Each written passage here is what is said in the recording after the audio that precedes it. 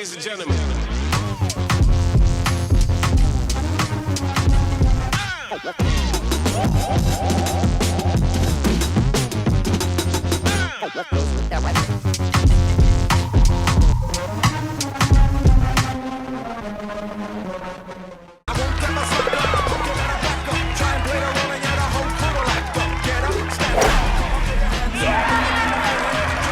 Welcome back to Pixel and Popcorn, where we rewind the tapes and press play on movies and games that live outside the mega franchises. No cinematic universes here, just the classics that stand alone, or with maybe one or two sequels. And today we're teeing off with a comedy cult classic that turned golf into a full contact sport with Happy Gilmore. Released in 1996, Happy Gilmore is Adam Sandler's second major starring role after Billy Madison, and it's the film that truly launched his reign into 90s comedy. Directed by Dennis Dugan, who would go on to direct Big Daddy, Grown Ups, and more. It tells the story of a failed hockey player who discovers a ridiculous talent for golf and uses it to save his grandma's house. It's absurd, it's over the top, it's classic Sandler, and for a generation of fans, this movie is the reason we even paid attention to golf.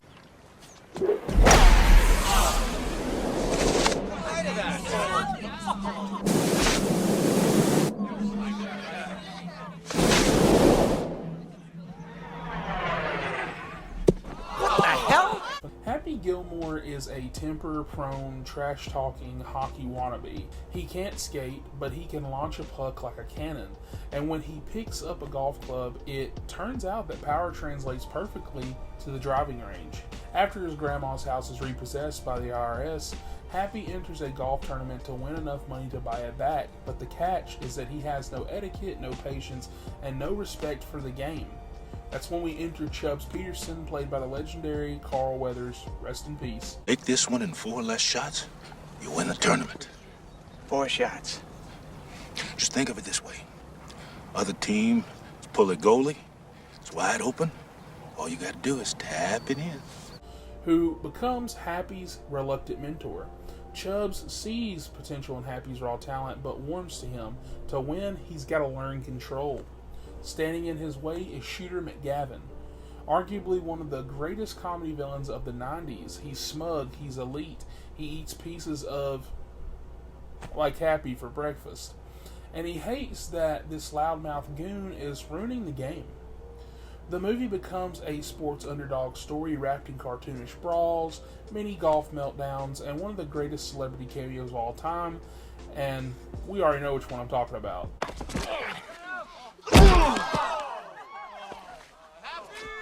The price is wrong, bitch. Happy Gilmore is exactly what it promises to be. It's stupid fun with heart. Sandler brings that early era energy, loud, aggressive, but weirdly lovable. You want him to win, even when he's losing his mind over windmills and clown heads. Plot-wise, it's simple, but the comedy lands hard, especially with the supporting cast. I really wish they made movies like this today. Carl Weathers is fantastic, Julie Bowen is charming as the love interest, and Christopher McDonald devours every scene as Shooter. And now we get to the Pixel and Popcorn score. The comedy is a 9 out of 10. The sports story is a 7 out of 10. Nostalgia, 9.5. The Bob Barker fight is infinity. And overall, we're going to have to give this a 9 out of 10 broken clubs. A few fun facts for you happy heads out there. The role of Shooter McGavin was almost offered to Kevin Costner. Luckily, we got McDonald, who said he's still recognized for it daily. Bob Barker did all his own fighting in the infamous golf brawl and insisted on punching Sandler himself. In real life, Sandler is a pretty solid golfer. The swing you see in the movie, that's all him. The movie's popularity only grew over the years. PGA players have mimicked the swing. ESPN's even aired Happy Gilmore marathons.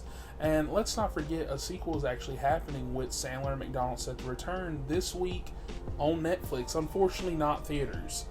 Whether you're a Sandler fan, a golf fan, or just a fan of watching Bob Barker throw hands, Happy Gilmore is peak 90s comedy. It's done in all the right ways and timeless where it counts. That is it for this week's Pixel and Popcorn. Next week, Who knows? Maybe we're firing up the Shadow or cruising down the road with speed. Drop your standalone favorites in the comments, hit like, and do not forget to subscribe if you want more retro rewinds.